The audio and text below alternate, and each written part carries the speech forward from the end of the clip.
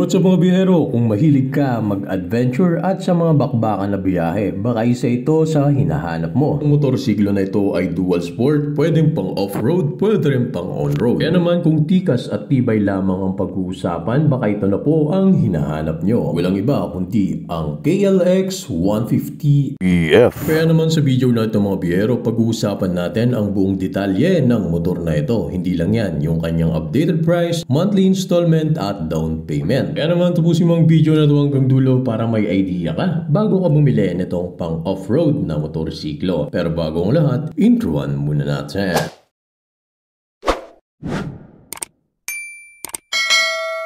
Alam naman natin na ang Kawasaki ay isa sa mga kilala pagdating sa larangan ng mga motorsiklo. Dahil sa tibay at forma ng mga motorsiklo nila, kaya naman naging kilala ito kahit dito sa bansa natin. Kaya naman kung pang off-road lamang na motorsiklo ang pag-uusapan, hindi pa pahuli ang Kawasaki. Kagaya na lamang nitong KLX 150 EF. Ito nga po pala ay available sa Eversure Motorcycle Dealer located sa Tanawan City, Batangas. Ito nga po pala ay nagkakahalaga ng 128,000 pesos sa kanyang cash basis. Kung sakaling kukunin nyo naman ito ng installment, ang kanyang down payment ay 5,500 at ang inyong monthly payment sa loob ng 36 months ay 5,380.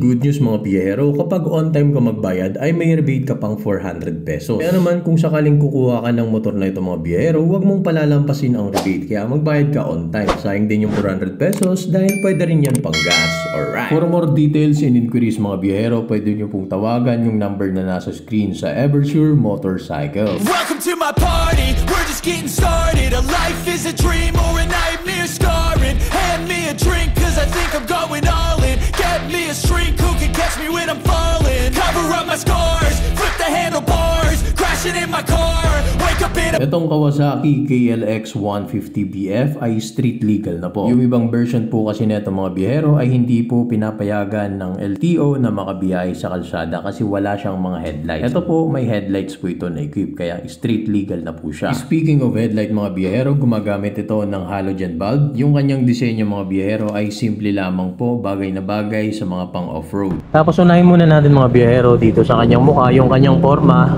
Kung mapapansin po natin, ayan, kung familiar kayo sa XRM, parehas po sila ng disenyo. So naka halogen bulb, tapos yung kanyang glass na ginamit dito makapal po. Ayan, tapos yung kanyang turn signal po ay naka bulb type pa rin po mga biyahero. Yan po, kabilaan po yan. Yung kanyang plastic dito sa kanyang front fender, sobrang kapal po tapos flexible, good quality naman po yung pagkakagawa.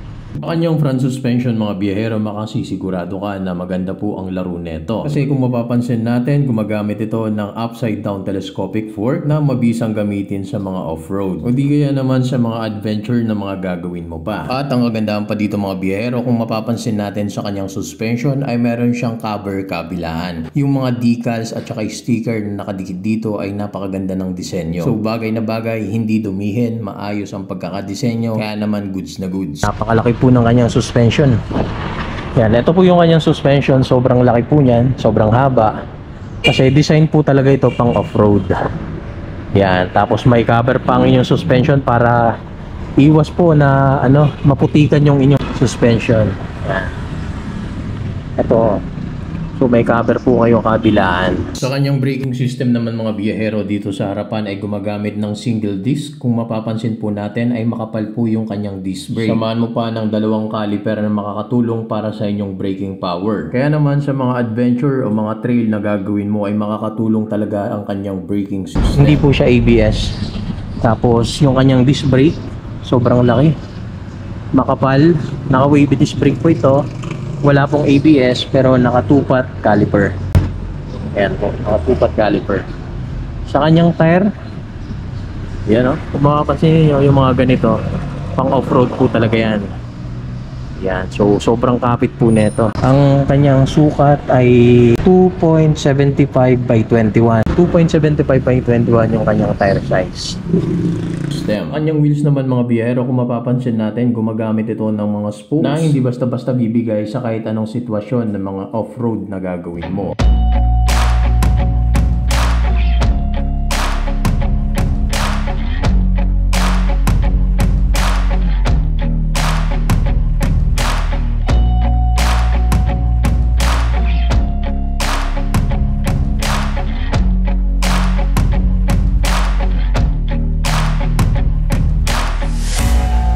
Dito naman po tayo sa likurang bahagi mga biyahero. Kung mapapansin natin yung kanyang taillight mga biyahero, simple lamang po ang disenyo nito. Gumagamit pa rin ng bulb type sa kanyang taillight at turn signal. Sa kanyang rear fender mga biyahero, kung mapapansin natin, simple lamang po ang disenyo nito. Syempre hindi mawawala ang reflector at plate light. Syempre hindi papahuli ang kanyang rear suspension dahil gumagamit ito ng Unitrack single gas shock with 5-way adjustable. Yes po, adjustable po ang kanyang suspension. Depende po yan sa height nyo. Pwede nyo pong babaan, pwede rin nyo pong taasan. Sa kanyang braking system naman mga biyahero, sa likod ay gumagamit ng single disc with single pot caliper. Spokes pa rin po yung kanyang wheels dito sa likuran at meron kayong malalapad na gulong. May sukat itong 4.1 by 18. Siya pala mga biyahero, kung bago pala sa ating channel, don't forget to like, share, and subscribe para lagi kang updated sa mga videos na gagawin natin. Sa kanyang gear shift pattern mga biyahero, meron itong 5-speed manual. 1 down, 4 up. Nasa sa inyo na po yan kung paano nyo titimplahin ang inyong takbo. Alright. Sa kanyang side stand mga biyahero ay napakahaba po neto. Siya nga po pala, wala po itong center stand. At isa pa nga sa mga nagustuhan natin dito mga biyahero, kung mapapansin natin, mayroon kayong protector o mudguard para hindi po dedirekta ang mga putik, talsik ng buhangin, talsik ng tubig,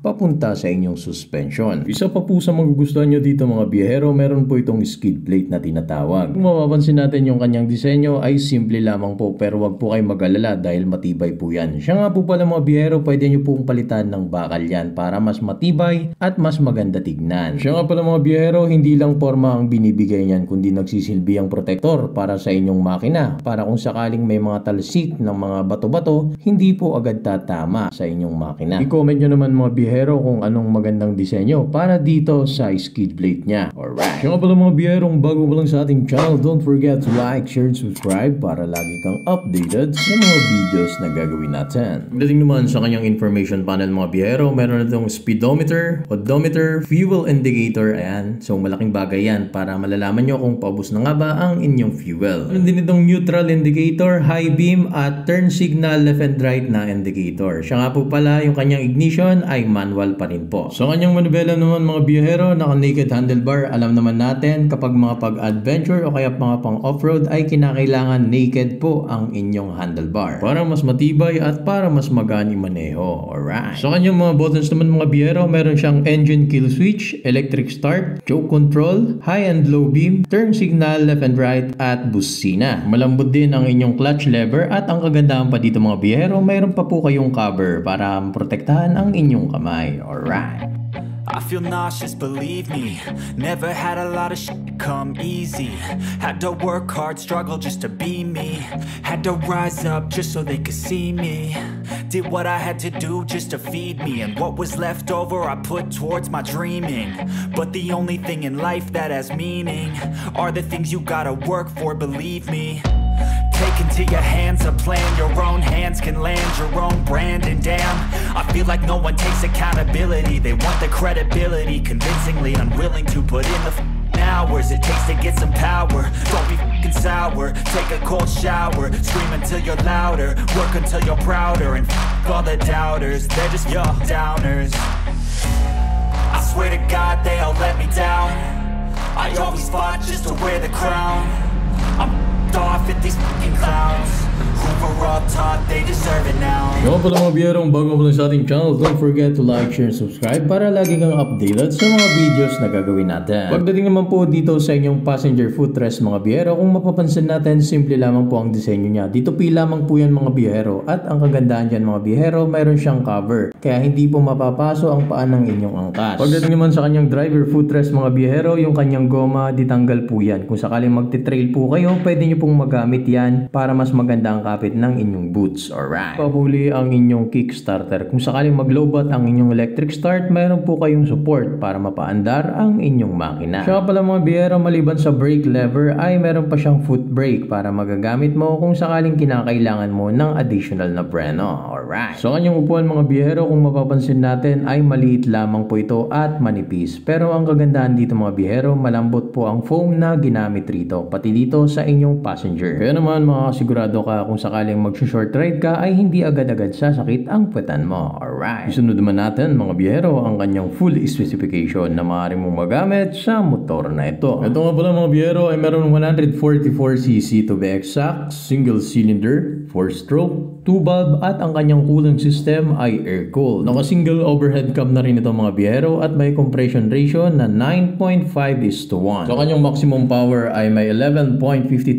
horsepower at 8,000 RPM na magbibigay sa iyo ng maximum torque na 11.3 Nm torque at 6,500 RPM. So kanyang fuel tank capacity mga biyahero, may sukat itong 6 na litro hanggang 7 litro ang kaya nito. Kaya naman kung sakaling maglo-long ride ka ay pwede na rin po ito para sa iyo. Pag-usapan naman natin ang kanyang overall dimension mga biyahero. Siya nga pala, ang motor na ito ay tumitimbang ng 118 kg. So hindi po siya ganun kabigatan para kung sakaling magti-trail ka ay magaan lamang po ito dalhin. Ito nga pala mga biyahero ay may wheelbase na 1,340 mm at ang kanyang ground clearance ay 295 mm. So goods na goods nga ito mga biyahero kung sakaling magti-trail ka dahil hindi basta-basta sasayad ang inyong makina sa lupa. Alright. Sa kanyang seat height naman mga biyahero, may sukat itong 870 mm.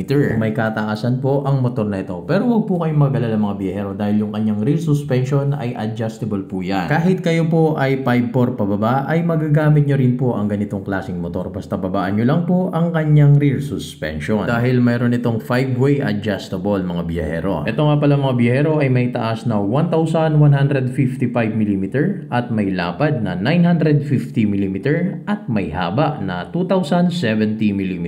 Kaya naman kung tatanungin nyo ako mga biyahero kung pwede ito pang city driving, yes po dahil magaan lamang ang motorsiklo na ito. Alright. At ngayon naman mga biyahero, nalaman nyo na ang kanyang buong detalye. Kung nais nyo mag-avail ng motor na ito, pwede nyo pong tawagan ang number na nasa screen. Located lamang ito sa Poblacion 1, Tanawan City, Batangas. Kaya pala mga biyahero, maraming salamat sa pagtapos ng video. Kung bago pa lang sa ating channel, don't forget to like, share, and subscribe para lagi kang updated sa mga videos na gagawin natin. Maraming salamat sa pagtapos ng video at ingat palagi.